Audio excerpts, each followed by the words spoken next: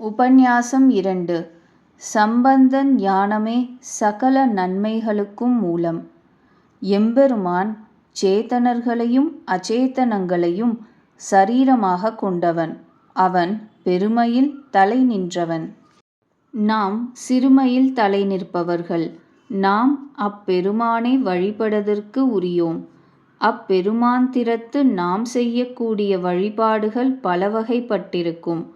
அவற்றை பற்றின விரிவுகள் சாஸ்திரங்களில் விசதமாகக் காண கிடைக்கும். அந்த வழிபாடுகளெல்லாம் ஒரு புறம் இருக்கட்டும். அவாப்த சமஸ்த காமனான பெருமானுக்கு நாம் செய்யும் வழிபாடுகள் என்ன பயனை தரப்போகின்றன?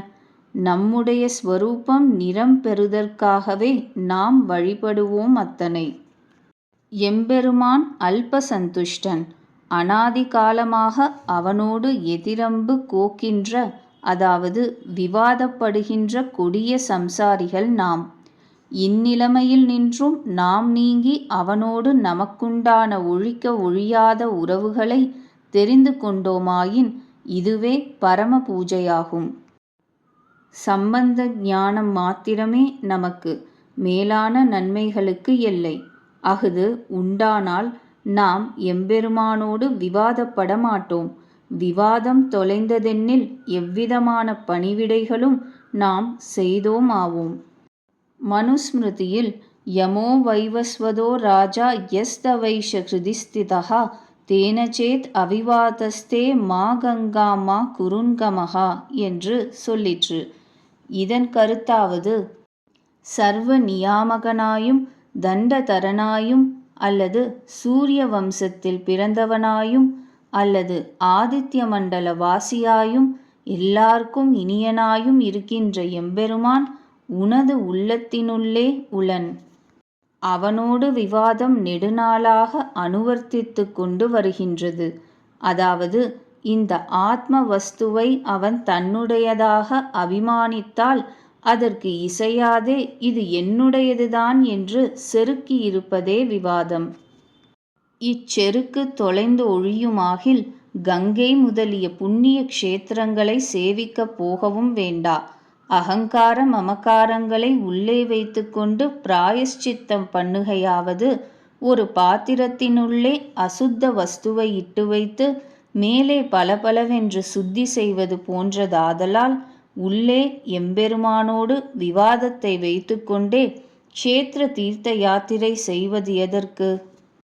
அந்த விவாதம் தொலைந்துவிட்டால் இருந்த விடத்திலேயே பரம சுத்தி உண்டு. ஆதலால் ஒரு க்ஷேத்திரத்தையும் ஒரு தீர்த்தத்தையும் தேடி போக வேண்டா என்றபடி. ஆகவே விவாதம் நீங்குமளவே வேண்டுவது.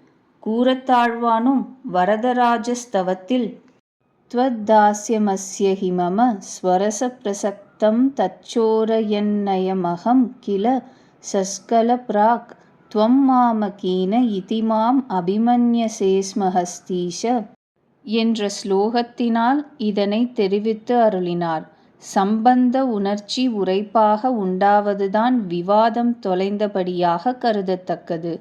சம்பந்த ஞானம் உண்டான வளவிலேயே நாம் வாழ்ச்சி பெற்றோம் ஆவோம். இது பற்றி ஈடு 36 இறப்படியில் ஒரு இதிகாசம் வினோதமாக காட்டப்பட்டுள்ளது. அதாவது, ஒரு நகரத்தில் ஒரு வணிகர் தலைவன் இருந்தான். அவன் வெளிநாடுகளில் நீண்ட காலம் வசித்து வர்த்தகம் செய்து விசேஷமாக பொருள் படைக்க விரும்பி த்வீபாந்தர பயணம் செய்ய முயன்றான். அத்தருணம் அவனது மனைவி கருவுற்றிருந்தாள். அப்போதே அவன் புறப்பட்டு த்வீபாந்தரம் சென்று சேர்ந்தனன். பிறகு 2 மாதம் கடந்தபின் அவனது மனைவி ஊரில் ஒரு புதல்வனை ஈன்றாள். அம்மகன் நாளொரு மேனியும் பொழுதொரு வண்ணமுமாக சுக்லபக்ஷ சந்திரன் போன்று வளர்ந்து வருகின்றான். த்வீபாந்தரத்தில் வர்த்தகம் செய்து வாழ்ந்து கொண்டிருக்கும் அவ்வணிகன் மகப்பேறு உண்டான செய்தியை அறிந்து பெருமகிழ்ச்சி கொண்டு விரைவிலேயே ஊர் வந்து சேருவதற்கு பெருமுயற்சி செய்தும் மேன்மேலும் வர்த்தகத்தில் மீதூர்ந்து சென்ற மிலைப்பினால் கடுக மீண்டு வர முடியாது நெடுங்காலம் அங்கேயே தங்கிவிட்டான். மகன் தானும் உரிய வயது வாய்த்த வளவில் தனது குலத்தொழிலாகிய வர்த்தகத்தையே கைப்பற்றி வந்தான். வயது முதிர்ந்தவளவிலும் இவனது தகப்பன் த்வீபாந்தரத்திலேயே வாழ்கிறான். பின்பொரு நாள் அவ்வணிகனது மகன் தொழில் முறையில் வெளிநாட்டிற்கு சென்றிருந்து பல சரக்குகளுடன் கடல் வழியாய் ஊர் துறைமுகம் வந்து சேர்ந்தான். அவன் வந்த கப்பலிலேயே அவனது தந்தையும் த்வீபாந்தரத்திலிருந்து பல மூட்டைகளுடன் ஊர் வந்தனன். அந்த கப்பல் துறைமுகம் சேர்ந்தவுடனே குமாரன் தனது மூட்டைகளை இறக்குவதாக உத்தேசித்த ஓர் இடத்திலேயே தகப்பனும் தான் கொணர்ந்த மூட்டைகளை இறக்க நினைத்தனன். இவ்விருவரும் தங்களுக்குள்ள பித்ரு புத்திர பாவ சம்பந்தத்தை அறியாதவர்கள். இவன் நம் மகன் என்று தந்தை அறியான், இவர் நம் தகப்பனார் என்று மகனும் அறியான். உண்மையில் இவர்கட்கு இவ்வுறவு முறை தெரிவதற்கு பிரசக்தி இல்லையே. இக்குமாரன் பிறப்பதற்கு முன்னமே அன்றோ அவ்வணிகன் வெளிநாடு சென்றிட்டான். ஆகவே இவன் ஒரு வெளிநாட்டு வர்த்தகன் என்று மகன் பாவிக்கலானான். தந்தையும் மகனை அங்கனமே பாவித்தான். அதனால் இறக்குமதி இடத்தை பற்றிய விவாதம் இவர்கட்கு முற்றிவிட்டது. இவ்விடத்தை நானே முதலில் உத்தேசித்தேன் என்று இருவரும் நெடும்போதாக வாதாடுகின்றனர்.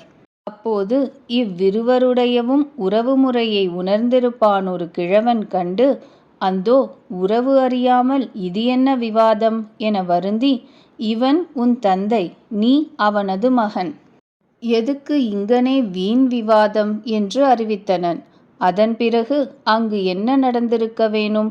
சம்பந்த உணர்ச்சி உண்டானவுடனே கீழிழந்த நாளைக்கு சோகித்து இருவர் சரக்கும் ஓர் சரக்காய், தந்தை இரட்சகனாய் மகன் இரட்சியனாய் விவாதம் தொலைந்து பரமரசம் தலைப்பற்றி வாய்க்கொண்டவாறு பேச்சுக்கு நிலமாமோ?